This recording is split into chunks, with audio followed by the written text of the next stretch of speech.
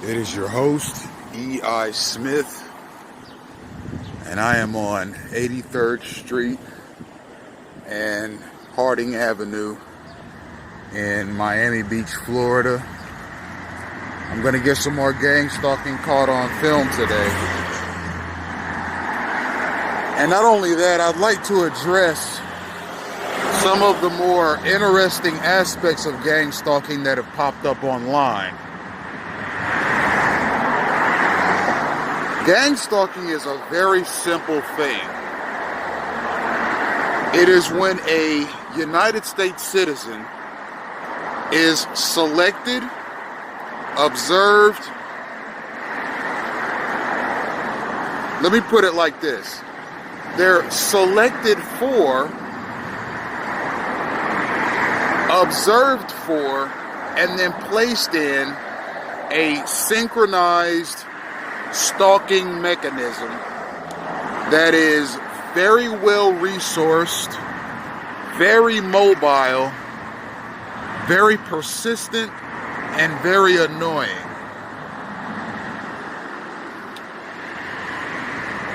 Gang stalking is when a target is routinely crowded by strangers and to no end but to annoy the TI. Gang stalking is when a person is routinely obstructed by strangers that they do not know,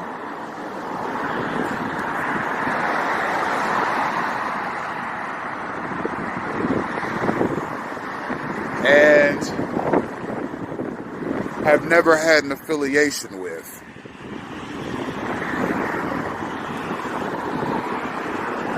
Gang stalking is when a targeted individual is routinely put into situations that facilitate adversarial interactions with police officers. Gang stalking is when a person is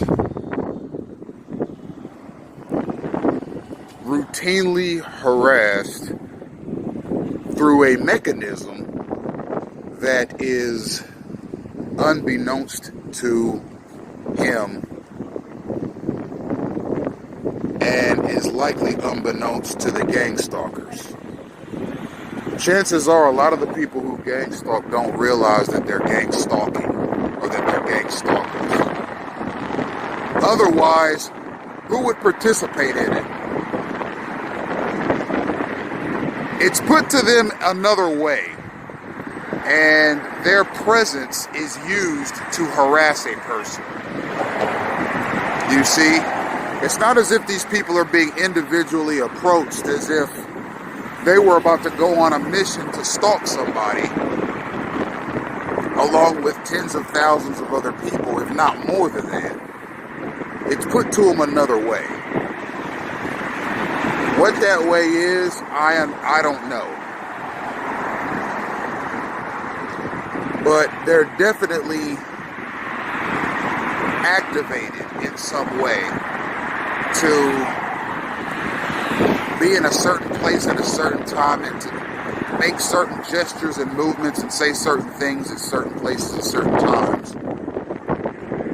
Often of which, if not all, of these instances resulting in some sort of harassment for one person, even though it's different people in different locations at different times being activated.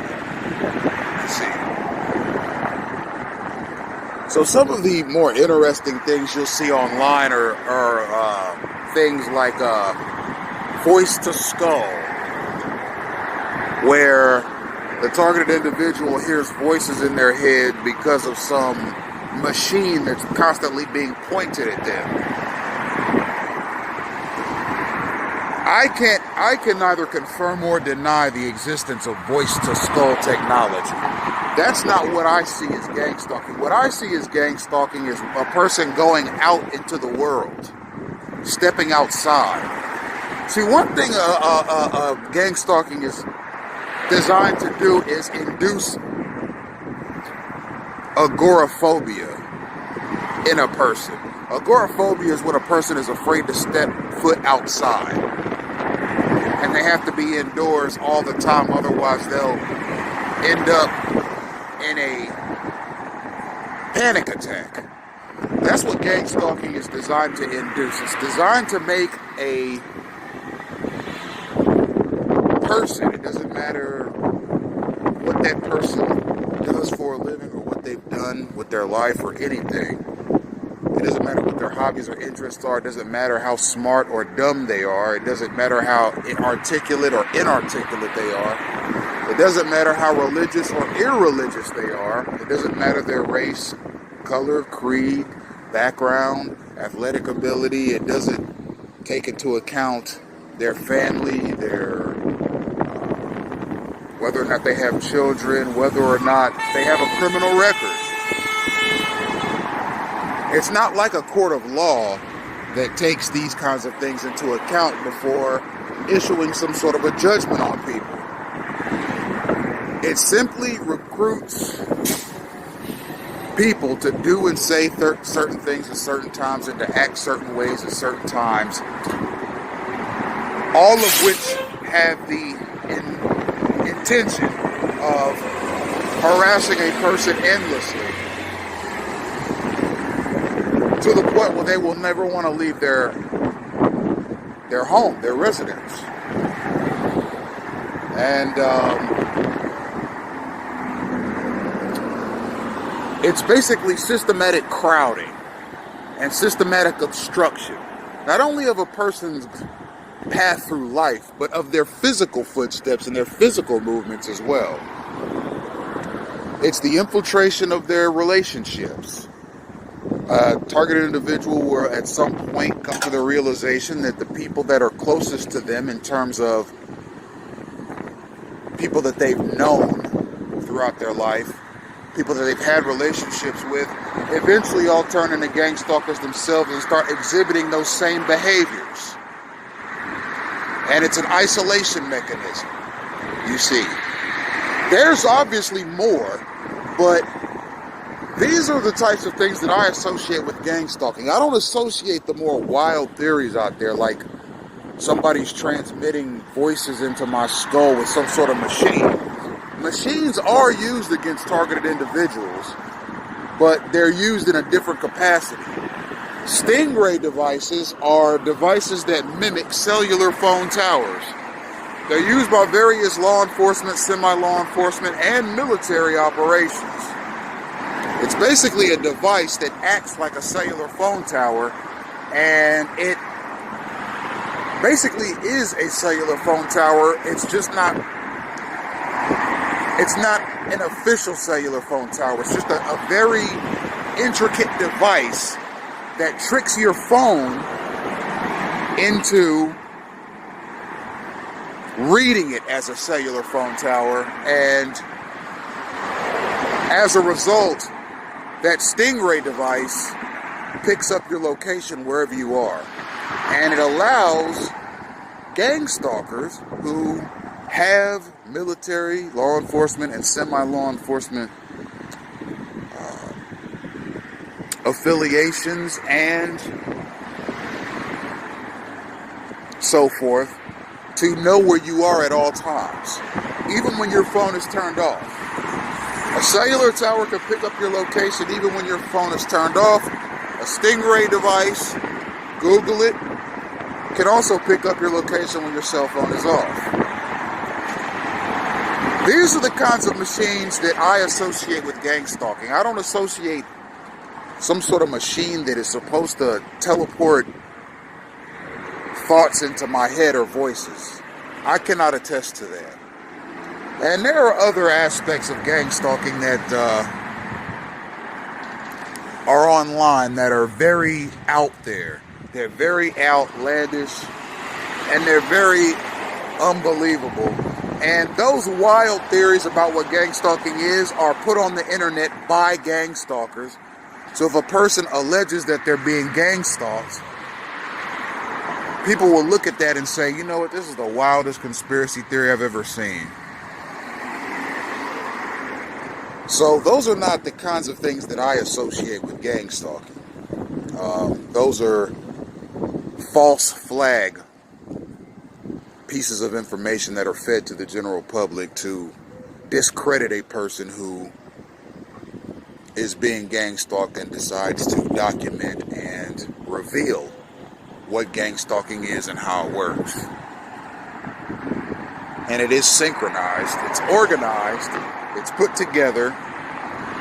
The people that are gang stalking you likely don't know the other gang stalkers. They're all individually tapped to do a certain thing, to say a certain thing, to make a certain gesture in a certain vicinity at certain times. You see, it's not as if they are all affiliated with one another. They're all affiliated with gang stalking, but not necessarily affiliated with one another. You see, it's the gang stalking mechanism that they answer to. It's not each other.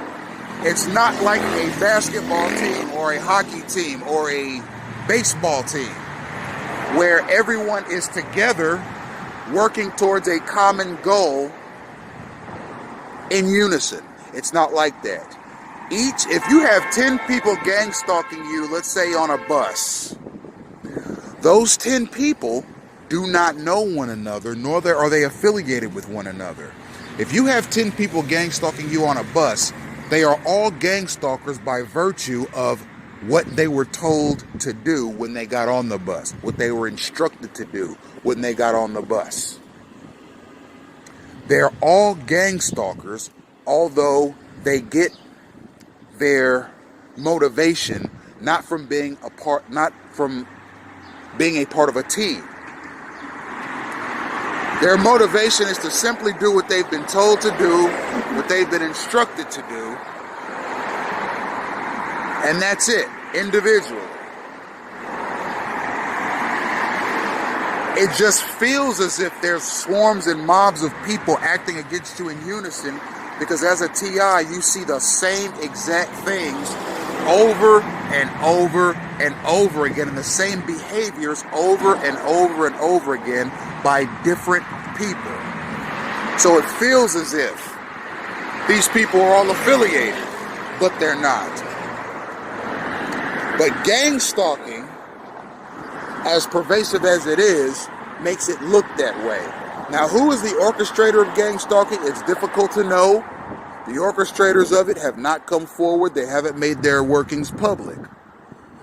It's the same as COINTELPRO, the FBI program, and MK Ultra, the CIA program. For a long time, they were secret, but very real. They were eventually required to expose their workings to the general public. And gang stalking is going to follow. Eventually, we will know exactly what it is, how it works, and who orchestrated it. And you will be able to find those documents on the CIA website the same way you can find documents on MK Ultra on the CIA website. Now, in previous videos, I've documented space crowding, synchronized space crowding. I've documented police encounters. I've documented an abundance of public works vehicles. Motorcycles are something you see all the time. In synchronized units. You see a lot of public works units. A lot of postal trucks, fire trucks, police cruisers, sheriff's deputies in their cruisers, a lot of patrol cars, a lot of EMS drivers, a lot of ambulances, and it all happens in a synchronized fashion. I've documented quite a bit of that over the past 6 videos. Today I wanted to talk more about the wilder aspects of what people say gang stalking is. So, it's none of those things that you see online. It's not voice to skull, although I don't doubt that there are technologies out there that attempt to send thoughts into a person's mind or so forth. I mean, there have been experiments on human beings after they die to try and raise them from the dead, to test the validity of Christ having raised people from the dead and rose from the dead himself. Okay, there's a lot of experiments that go on people before, during, and after they are born into this world. But as far as I can tell, most of it has been documented. But gang stalking hasn't. But it will be eventually.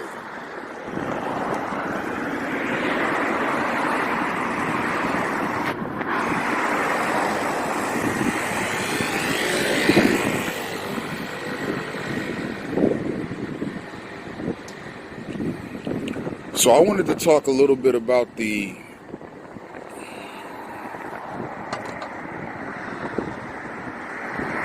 more interesting things you'll hear about gang stalking. And I wanted to put a lot of it into perspective. There's constant movement around the TI, constantly people going back and forth in synchronized motions.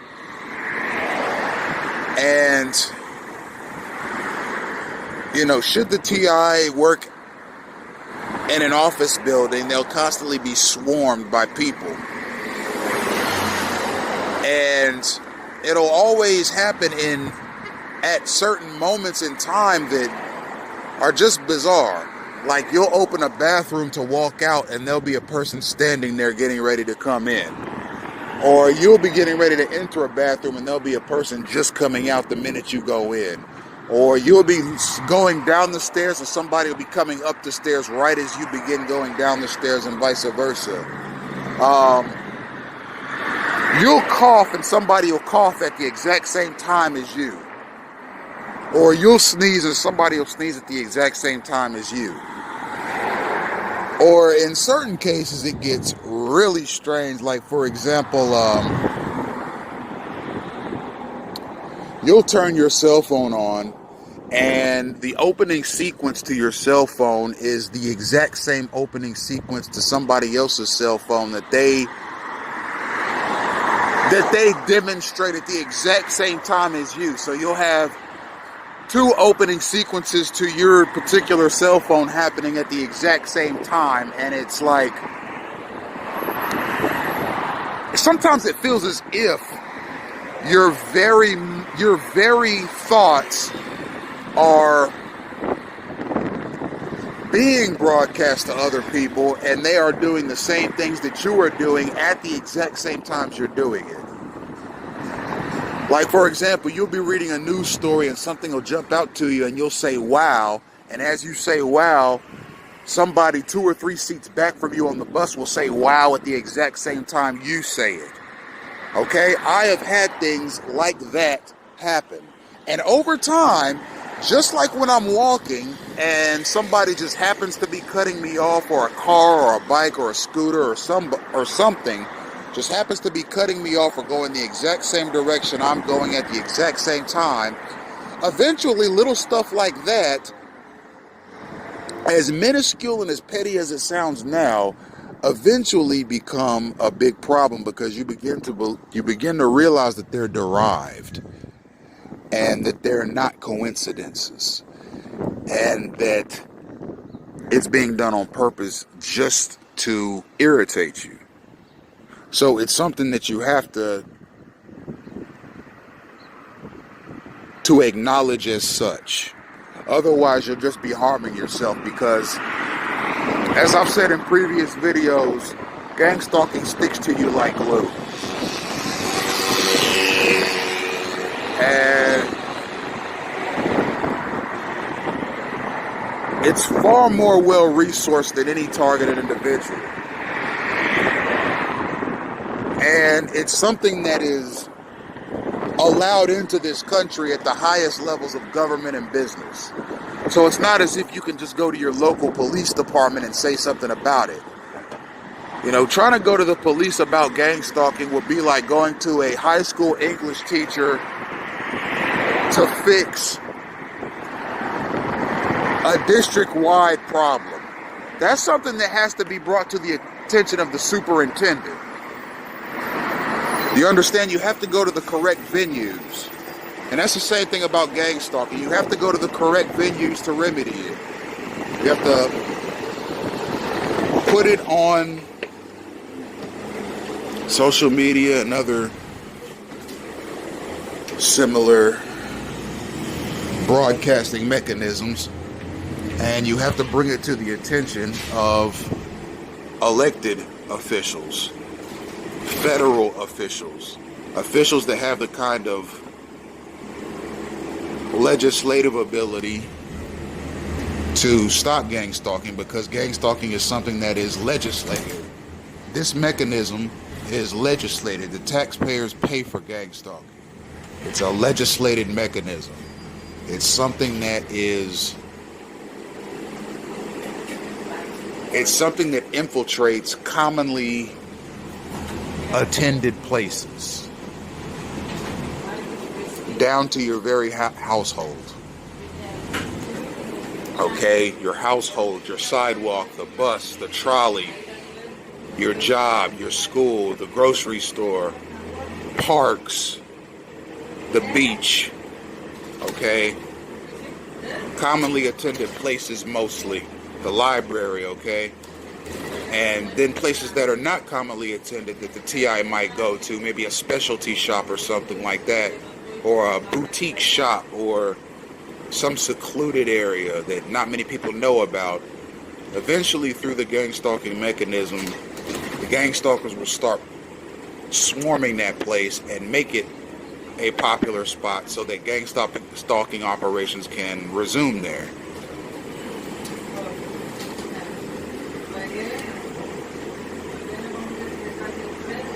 So it's important to see how it works and how the swarming mechanism works and how the TI is habitually stalked by people who, again, may or may not know that they're stalking. They're just following orders, doing as they're told, etc.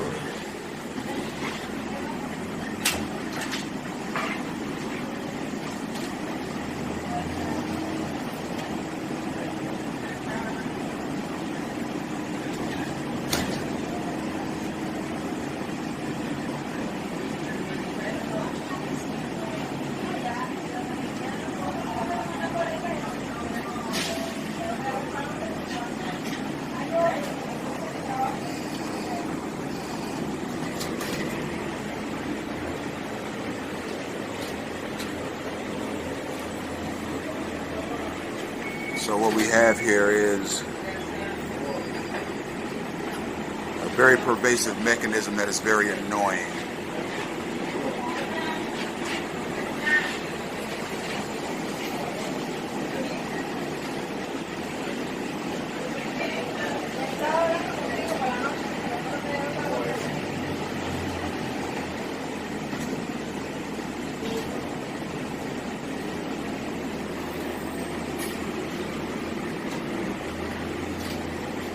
Believe it or not, ladies and gentlemen, that maneuver that you just saw with that S Metro bus was synchronized. See how it just cut off the trolley that I was in? That was a synchronized harassment maneuver that was perpetrated by handlers of gang stalking and was probably done without the actual driver knowing that they were gang stalking somebody. Now, I'm not in the slightest letting gang stalkers off the hook for saying that they're not aware of what they're doing, but I believe that's the reality of it. There's no way this many people will participate in this kind of activity in a systematic way, and as pervasive as it is and as harmful as it is, I refuse to believe it. But if I find out for a fact that they are, then I'm going to call them on it.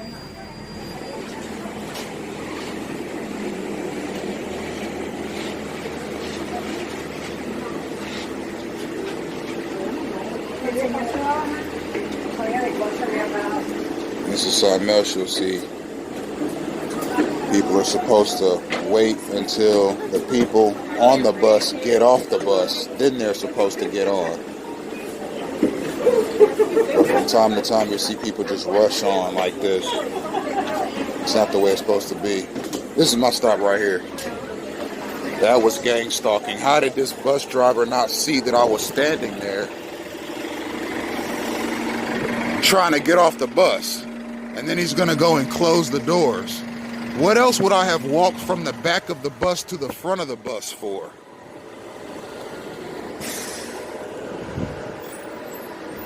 That bus driver is a gang stalker. And maneuvers like that are gang stalking maneuvers. Now, instances like that are hard to make an excuse for the gang stalkers for. I've tried to say in this video that I don't think that all these people know that they're being irritating to the TI. But some of them have to know. And that bus driver just proved it. I walked up from the back to the front, towards the exit.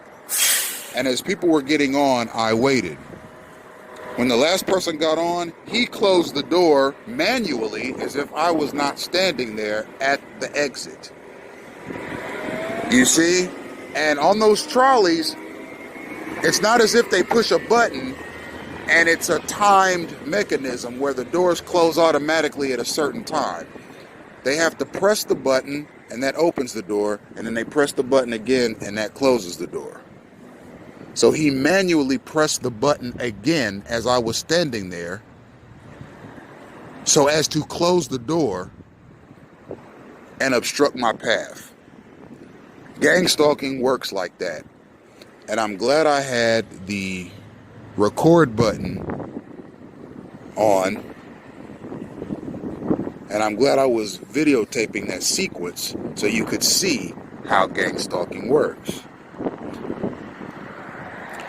Now, again, to a person who's not a targeted individual, stuff like that, you'll say, oh, that's just trivial.